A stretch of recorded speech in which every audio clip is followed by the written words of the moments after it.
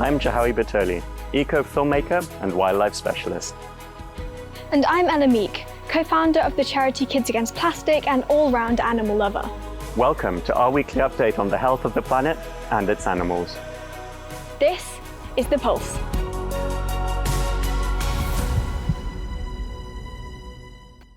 Coming up on today's programme, Deforestation of the Brazilian Amazon accelerates. the winners of this year's Underwater Photographer of the Year competition are announced, Chimpanzees are spotted treating each other's wounds with insects.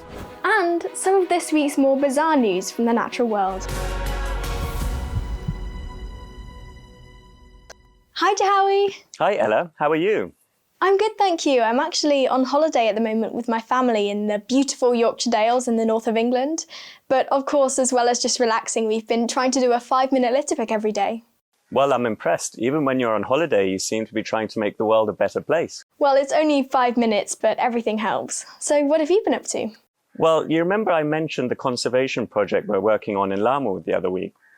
Well, we're preparing for a big coral survey up there at the beginning of March. But logistics have been a little bit tricky because we're trying to get 10 divers in the water each time. But we're getting there. Well, I'm sure it will all be worth it when the project's fully underway. For sure. So Jahawi, did you see that the Brazilian Amazon recorded the most deforestation ever for the month of January? I did see that. It's quite shocking. Yeah, it is. New satellite data has shown that Brazil lost 43,000 hectares of rainforest last month, which is 5 times the amount that was lost in January 2021. That's an enormous amount of rainforest to lose in 1 month. Yeah, it really is, and it's estimated that, at this rate, an area the size of Delaware could be lost in a year. What caused the surge in deforestation this year? Well, of course, as usual, lots of deforestation was caused by cutting down trees for their wood, as well as to make space for growing soya and for cattle farming.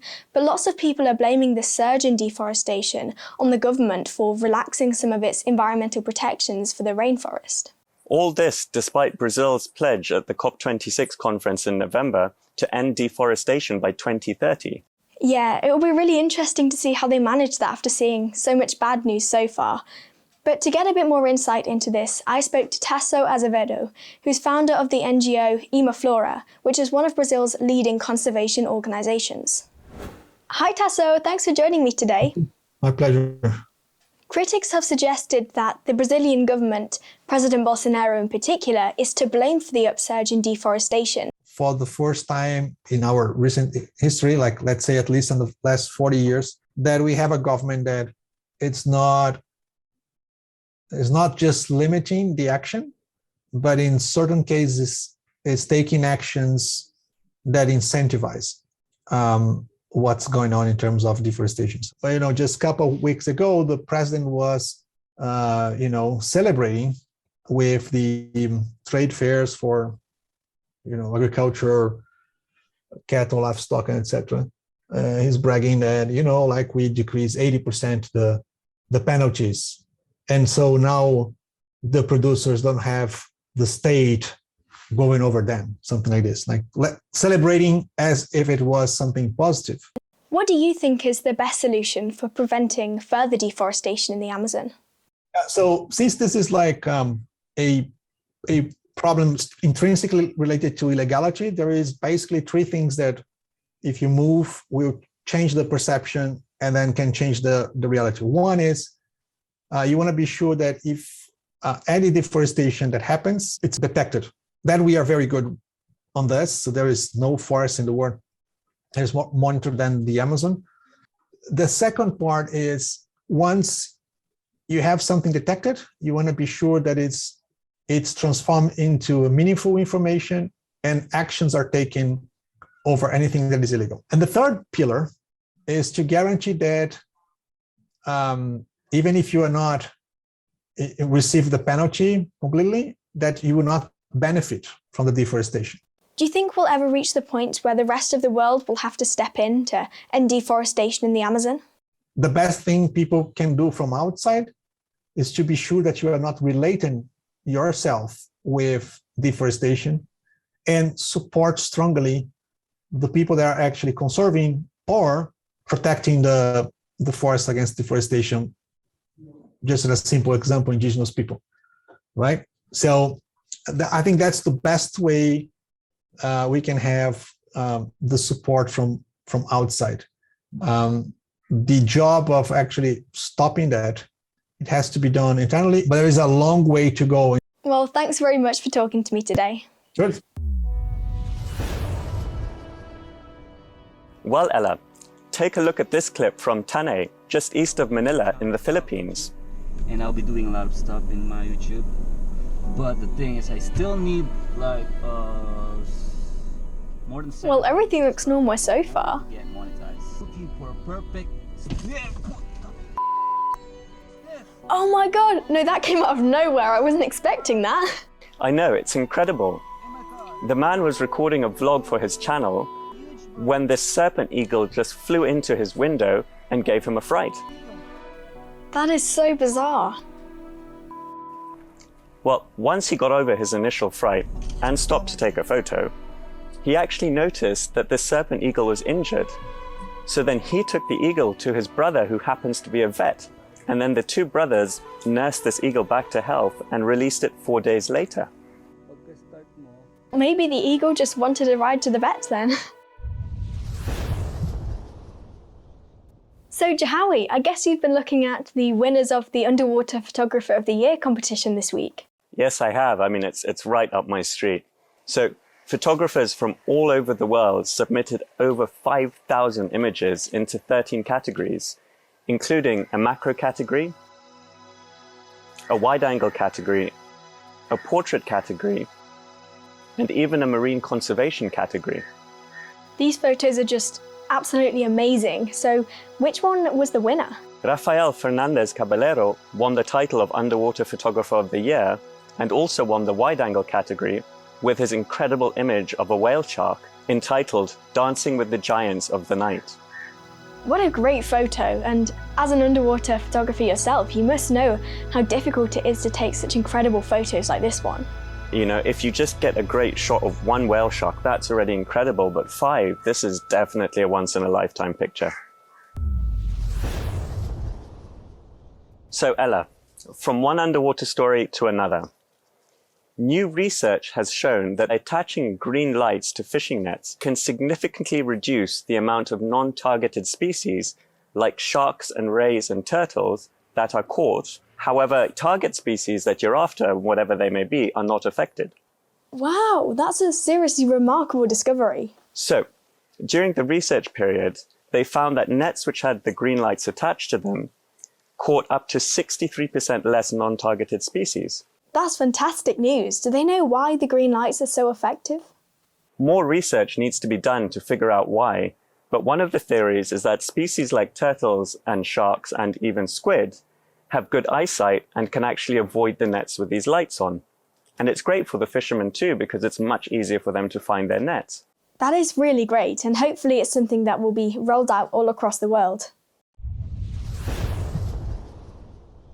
So Ella, I came across some amazing news that chimpanzees in the West African nation of Gabon have been spotted treating their own and each other's wounds with insects. Whoa, that's extraordinary. Yeah, it really is. So to get more insight into it, I spoke to Simona Pica, who observed and recorded this behavior. Hi, Simona. Thanks for joining me. You're welcome.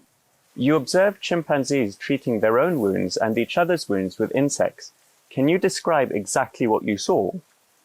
Yeah, so the first time we observed it, that was a chimpanzee female, Susie. She was sitting up and catching an insect from underneath a bush. And then she took the insect, she put it into her mouth, and she also seems to press it a little bit with her lips. And then she's taking it out of the mouth, and then she grabbed the foot of her son, and then she applied it onto the wound. What do we know about the insects that they used? Do they have medicinal properties?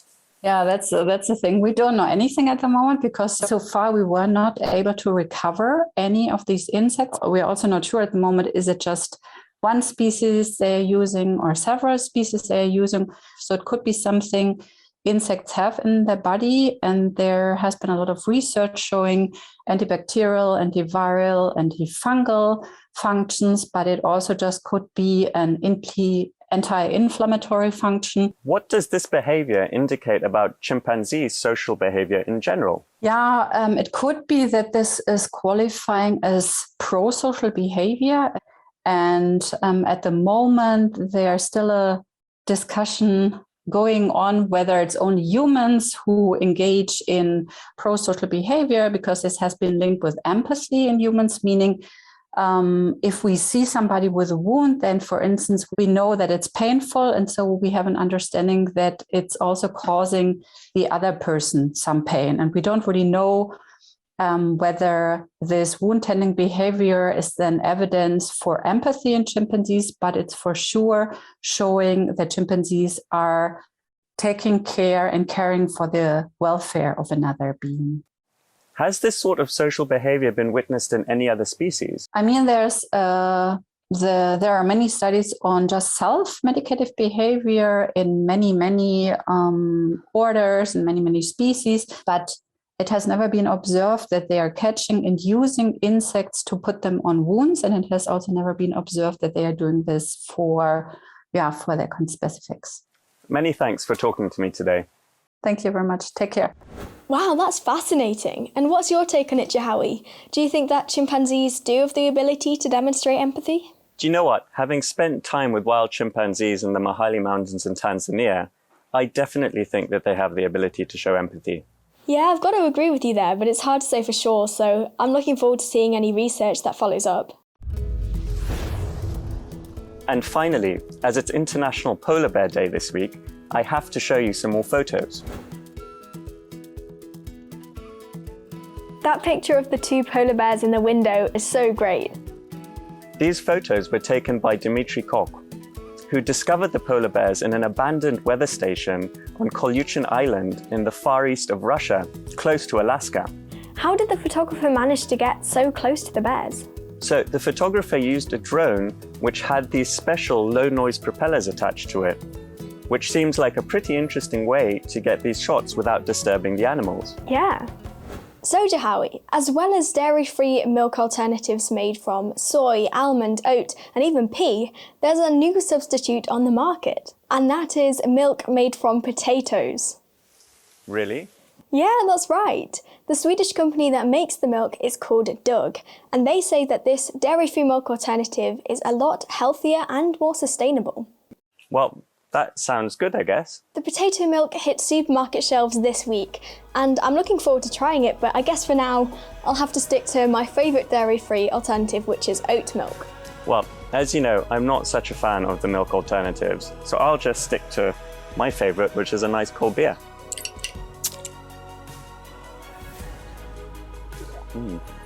Well, that's all we have time for this week. Cheers. Cheers!